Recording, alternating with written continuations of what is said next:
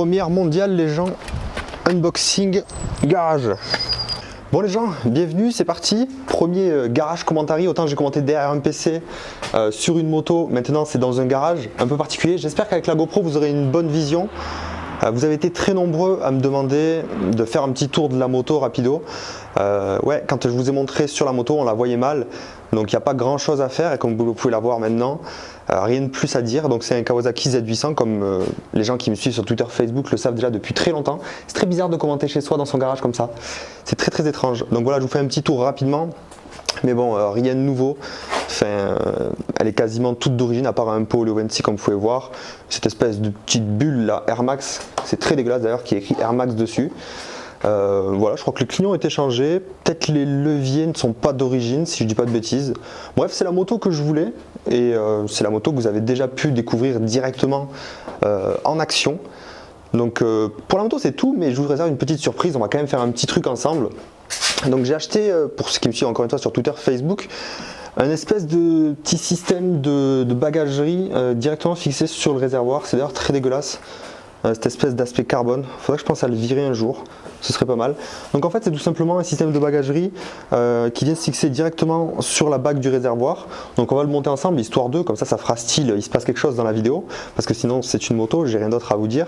Si vous avez des questions n'hésitez pas à le dire dans les commentaires, mais gardez en tête que je suis un noob dans le milieu de la moto. Mais bon, si je peux vous renseigner sur mon ressenti, en tout cas sachez, voilà, prenez en compte que j'ai le permis depuis octobre environ, qui commence à faire beau depuis j'ai conduit quand même jusqu'à décembre, ouais, si je dis pas de bêtises, ma dernière vidéo c'était le 28 décembre ou un truc comme ça. Je l'ai beaucoup ressorti depuis qu'il fait beau maintenant. Je commence à avoir un bon ressenti avec. Je peux donc vous donner mon avis personnel si vous cherchez à en savoir un petit peu plus. Donc ce qu'on va monter, hop, je vous l'ai montré encore une fois en exclu pour ceux qui me suivent de plus près, le système de bagagerie. Merci les oiseaux. Donc oui, on fait ça bien, système de double caméra et tout, je me fous pas de votre gueule. Donc un système de bagagerie simple, j'espère que vous le voyez bien d'ici. Donc en gros, c'est ce système, 20 litres. Voilà, 20 litres qui peut s'étendre jusqu'à 25 litres si je dis pas de bêtises, qui va venir directement se fixer ici sur le réservoir. Donc ouais, ça fait un peu chelou hein, vu comme ça, mais je vous assure que ça peut être très utile si vous partez ne serait-ce que 2-3 jours. Ça évite de prendre un sac à dos. Et ça peut être pas mal, en tout cas on va le tester parce que franchement ça coûte quoi, il me semble que ça coûtait une centaine d'euros, 140 ou 150 euros, j'ai eu un bon prix dessus, je l'ai payé 120 euros, un truc comme ça. Avec le système de fixation qu'on doit prendre à part, en fait c'est simplement une bague qui vous fait payer plus cher, vous ne devez rien voir dans le son, je suis désolé. Donc c'est ça qu'on va monter tout simplement, donc c'est juste un système de fixation qui ressemble à ça. 14 euros, vous voyez ça, il me l'a offert en fait. Ça fait plaisir parce que ça coûte déjà très cher pour ce que c'est. Donc en gros c'est un système de bague qu'on va venir placer sur le réservoir. Tuto mécanique Bayard. Un système de bague qu'on va venir placer directement ici. Hop, comme ça sur le réservoir. Donc ça restera de façon permanente. Donc ça se voit pas trop, c'est assez discret. Mais l'avantage c'est qu'après je pourrais venir avec mon bagage et directement le clipser dessus et l'enlever très facilement. Donc écoutez, on va faire ça ensemble. J'imagine que c'est dans ce sens que ça se met. Je check ça vite fait et on le monte. Ok, bah écoutez, c'est bien dans ce sens. On va venir le placer simplement dans cette position. Donc on a 3 vis à retirer, à remplacer par ceux-ci qui sont plus longs et qui ont une espèce de petite rondelle. Et ça sera fini en fait. C'est un tout petit truc. C'est un tout petit truc, mais ça peut donner des idées à ceux qui veulent un système de bagagerie. Moi j'ai opté pour ça. Bon après, vous savez, il y en a qui se contentent de prendre un sac à dos un petit peu spécialisé. Moi on m'a toujours dit de ne pas prendre de sac à dos sur une moto. Du coup je suis les conseils du maître. Est-ce que j'ai de la chance ou pas? Oh, j'ai pas de chance. J'ai la seule clé Allen qui est cassée, comme vous pouvez le voir, qui doit être utilisée. Donc si elle va assez profond, elle ne va pas assez profond. C'est nickel. Il avait tout prévu le gars. Il a pris des étoiles qui peuvent faire l'affaire. Il est trop intelligent. Hop. Heureusement ce n'est pas serré. Donc 3 vis à retirer comme je l'ai dit, à remplacer avec un système de bague. Je n'aime pas du tout cet aspect carbone là maintenant que j'y pense. Ouais, j'avais remplacé aussi cette espèce de petit autocollant là, protection de réservoir. Je voulais le faire tout en même temps, mais vu que j'utilise la moto, je me suis dit je vais pas attendre. J'avais un vieux truc dégueulasse avec un petit diablotin. Des fois on comprend pas trop les gars qui font de la moto, c'est un petit peu les Jackie Tuning qui sont tous repliés dans le milieu de la moto. C'est un truc que je dis depuis longtemps, mais ça s'est vérifié. Ça c'est vérifié. Les gens qui s'amusent à faire du bruit pour rien, les gens qui mettent des trucs absurdes sur leur moto, il y en a énormément en fait. Beaucoup de kikou tuning dans la moto. Hop. En tout cas, j'espère que ça vous fait plaisir. Il y en a beaucoup qui m'ont demandé un petit peu c'était quoi la moto. Des gens probablement qui ne me suivent pas sur les réseaux sociaux. Je vous rappelle que vous pouvez y aller. C'est gratuit et ça vous permet d'avoir quelques petites infos. Genre j'avais demandé des conseils pour l'achat de bottes aussi. J'ai acheté quelques trucs d'ailleurs en liaison avec la moto si ça vous intéresse. Enfin quelques trucs rapides. Genre rappelez-vous, ça sera probablement sur la chaîne secondaire. Je vous avais fait l'unboxing un petit peu du casque, de la veste. Qu'est-ce que j'avais fait? Le casque, la veste, les gants. J'avais fait un petit peu tout ce que j'avais acheté avant de passer mon permis. Et bien sûr ensuite j'ai dû compléter un petit peu mon équipement. Là récemment j'ai acheté des bottes comme je vous l'ai dit, enfin des petites bottes, hein, c'est pas des grosses bottes rigides de moto, mais c'est des bottes quand même un petit peu plus adaptées que les chaussures que j'avais achetées. Enfin en tout cas pas pour toutes les circonstances, mais pour certaines ça ira très bien. Et j'ai acheté aussi un pantalon. Donc ça je pense pas vous faire une vidéo pour vous parler de deux trucs. Donc grosso modo j'ai acheté un pantalon type pantalon jean renforcé spécial moto Bering pour ceux que ça intéresse. Encore une fois heureusement que j'ai eu un prix parce que ça vaut extrêmement cher en fait. Je savais que la moto coûtait cher mais en fait c'est pas la moto qui coûte cher. C'est tout ce qu'il y a autour de la moto. Ça coûte un bras. Donc ça on le met en position. J'espère que je vais pas galérer hein. En vrai je fais style je connais tout mais... Ok je place ça ici. Les trois petites rondelles là. Hop. Et ouais donc pour vous dire que le jean c'est vachement sympa en fait. Ça permet de ne pas être habillé comme un mec qui fait du circuit tout en ayant la sécurité parce qu'il y a quand même à l'intérieur des... Il y a des genouillères, il y a des renforts au niveau des hanches, il y a surtout un textile renforcé en fait. Anti-abrasif bien sûr, renfort en Kevlar, machin. Donc ça coûte une blinde, je crois que ça peut coûter jusqu'à 200 € les pantalons comme ça. Et moi je l'ai payé une centaine d'euros, c'est quand même très cher. Mais bref, ça nécessite pas une vidéo juste pour vous parler de ça. Ça se vise pas bien ça? Espérons que ça se vise mieux en force. Et pour revenir vite fait sur le permis moto, parce que du coup, maintenant que j'y pense, j'ai pas fait de vidéo depuis que je l'ai obtenu. Ça s'est très bien passé pour ma part. Bon, comme je l'avais dit, j'ai la chance d'être dans une région où en fait c'est quasiment une formalité de passer le permis moto ou n'importe quel autre permis en fait. Très peu de circulation, une ambiance plutôt conviviale. Je veux dire, on n'est pas mis en pression ni rien. Pour information, j'ai passé le permis moto au final en ayant seulement, oui je dis seulement, 9 heures de cours en fait. Et encore 9 heures de cours en comptant la dernière heure qui s'est passée juste avant de passer mon permis. Genre en fait il m'a laissé une demi-heure, 3/4 d'heure sur l'endroit où j'allais passer mon examen, juste avant que l'examinateur arrive. Ça a duré en tout, circuit plus plateau, ça a dû durer maximum 14 minutes. Les fiches, je vous en parle même pas. Donc franchement, si vous êtes dans une région assez, comment dire, assez rurale, oubliez toutes les pressions et toutes les choses que vous dites. Les gens qui habitent dans des grandes villes, ça s'avère pas vrai en fait. Ça s'avère pas vrai dans nos milieux ruraux et dans nos campagnes. C'est beaucoup plus décontracté. Donc là c'est fixé. En fait on a fini les gars. C'est génial. On a déjà fini. La vidéo est terminée. Merci à tous d'avoir regardé.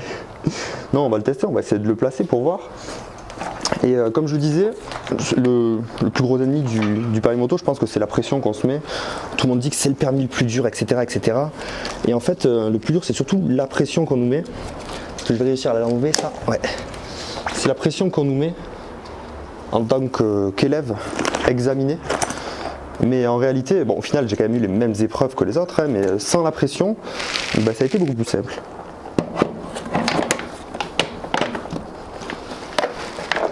C'est tout, c'est fixé, wesh. On a fini. C'est comme ça que ça se représente. Alors par contre, ça, ce sangle doit venir faire le tour ensuite. Bon, on va pas le fixer. On va venir faire le tour ici de l'axe. On va pas le fixer parce que ça va être chiant. Vous voyez, il y a cette petite protection. Ça vient faire le tour ici et se clipser.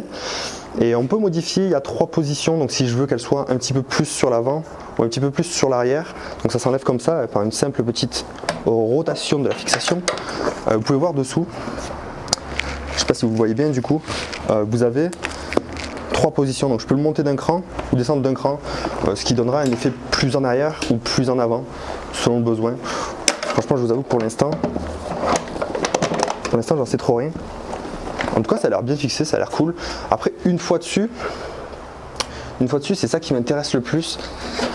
Ouf. Bon, rip la caméra, hein, parce que là, c'est vraiment pas un truc pour filmer. Mais après, je vois même mon compteur en fait. Étonnamment, je vois mon compteur. Et franchement, c'est pas gênant. Après, vous pouvez pas vous pencher, vous coucher sur le réservoir. Mais je pense que la hauteur est bonne même.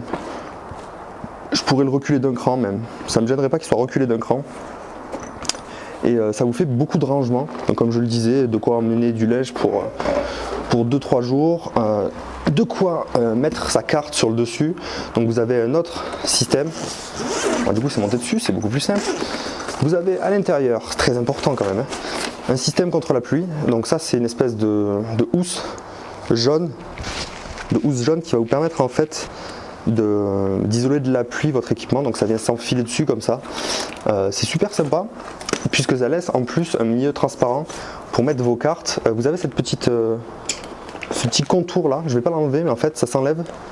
Ici, vous avez 3 poches que vous pouvez ensuite embarquer autour de votre taille. Si vous avez par exemple votre portable, vos clopes, je sais pas, des conneries, vous pouvez très facilement les enlever et les remettre sur votre bagage. Vous pouvez le fermer avec un verrou même ici. Vous voyez des petits anneaux ici qui permettent de le fermer. Intéressant aussi, vous avez ceci qui peut se placer par-dessus. Dans ce sens, mais par-dessus. Donc ça vient se fixer et en fait c'est fait exprès pour mettre soit une autre map carrée, soit directement une tablette. Donc si vous avez une tablette, un iPad, une connerie comme ça, chose que je n'ai pas, mais même mon téléphone portable en fait, vous avez une surface qui réagit au tactile et qui vous permet d'avoir, je sais pas, un GPS, quelque chose comme ça. Donc c'est plutôt sympa. Tout est pensé, tout est prévu.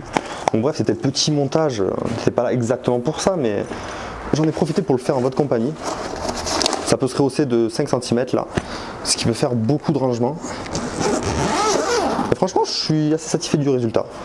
On ne s'est pas donné, mais franchement, je pense que si vous avez besoin de bouger loin, c'est indispensable parce que comme vous pouvez le voir, sur cette moto, il n'y a aucun rangement.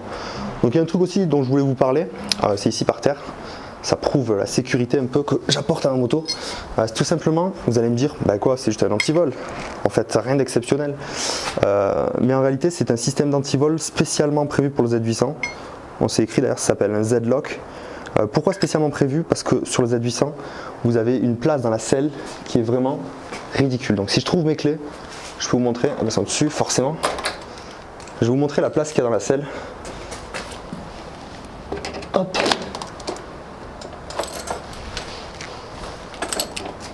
Avec une main c'est compliqué.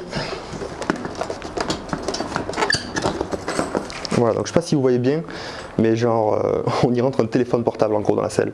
Donc en plus d'habitude il y a bien sûr le petit système avec à l'intérieur une petite trousse avec 2-3 outils qui peuvent servir, mais à mon avis avoir un système de verrou est beaucoup plus utile que d'avoir un système de réparation. Malheureusement c'est pas avec 3 outils que je saurais réparer ma moto si je tombe en panne. Donc ça peut être sympa, mais ce système est spécialement prévu pour rentrer. Donc je vais pas le faire parce que ça va être chiant, mais je peux loger facilement cette espèce de petit système. Et en plus du fait, je l'ai fermé du premier coup, magique. En plus du fait d'être tout petit et spécialement prévu pour rentrer dans le coffre du Z800, il est surtout prévu uniquement pour la sécurité du Z800. Donc je sais pas si vous pouvez voir, mais ici il y a une petite encoche. Et derrière c'est pareil. Et en fait le système est spécialement prévu pour ça, c'est-à-dire qu'il vient se loger dans l'autre sens évidemment. Il vient se loger parfaitement. Ça vient se loger parfaitement dans cette encoche. Le bras vient par derrière dans la même encoche, comme ça, et vient s'enclencher dans cette position et totalement immobiliser la roue avant. Donc en la bloquant irrémédiablement, vous ne pouvez rien faire. C'est pas comme les systèmes de bloc Fradis qui peuvent se caler, casser, etc. Ou encore les U qui peuvent se coller contre la jante. Les systèmes comme ça, là, à part péter le système de lock, vous n'avez pas de solution pour voler la moto. Donc comme vous pouvez voir, je ne l'utilise pas. Mais si j'ai à bouger, je le prendrai. Et je serais clairement rassuré d'avoir ça. Bref, c'était le petit tour de la moto. J'espère que ça vous a plu. Bon, évidemment, c'est une mini vidéo, mais beaucoup voulaient simplement que je parle un petit peu de la moto, que je montre qu'est-ce que j'avais eu. Au final, on n'est pas parti sur un 600 bandit. J'ai eu la possibilité de me payer, entre guillemets, les papiers bien sûr. J'ai eu la possibilité d'obtenir plutôt le Z800, donc moto qui me faisait rêver. Je me suis dit, tant qu'à faire, autant la prendre. Ça me permet aussi, à mon avis, de... Alors j'ai eu beaucoup d'avis qui m'ont dit surtout pas le Z800, c'est trop puissant, etc., etc., etc. Mais moi je pars dans un sens inverse, c'est-à-dire que sachant que ma porte est en train de se barrer et qu'il y a du vent, sachant justement que c'est une moto puissante et surtout qui m'a coûté cher par rapport à ce que j'avais prévu à la base, si j'avais eu une moto à simplement 1200 €, pas très puissante, etc., j'aurais eu tendance à mon avis à me familiariser plus vite, à faire moins attention. Là c'est pas du tout le cas, au contraire je la traite un petit peu comme si j'avais une Formule 1, du coup je n'accélère jamais, je prends le temps de vraiment la maîtriser. Et après ça dépend vraiment du tempérament des gens, il y en a certains il faudrait vraiment pas leur mettre une moto trop puissante dès le début. Pour ma part je pense que ça a plutôt l'effet inverse et je me considère comme roulant comme un papy alors que j'ai quand même enchaîné, ouais, je pense que j'en suis à quelques milliers de kilomètres quasiment avec et je la considère toujours comme étant très dangereuse pour moi et ça peut être bénéfique, je pense que ça peut être bénéfique. En tout cas bon bien sûr elle est géniale et tout mais en même temps j'ai pas vraiment de recul pour le comparer à d'autres motos et du coup j'en suis très content, évidemment j'en suis très content et j'espère vous faire d'autres petits motovlogs quand j'irai mais à des endroits particuliers, genre je vais pas juste aller faire un tour du pâté de maison histoire de faire style je fais un motovlog. Non, si je dois partir un petit peu plus loin, voir de la famille ou quoi, un long trajet, un truc à découvrir, un endroit sympa, je vous ferai un petit motovlog, mais en tout cas n'hésitez pas à le dire. Est-ce que vous voulez un petit retour plus approfondi sur le permis? Est-ce que vous voulez quoi que ce soit? Moi je vous conseille plutôt d'aller voir des chaînes spécialisées. Ma chaîne ne sera jamais à proprement parler une chaîne de motovlog. Personnellement j'ai regardé toutes les vidéos concernant le permis de Shifts 87, donc si ça vous intéresse allez voir les conseils pour le permis de Shifts 87.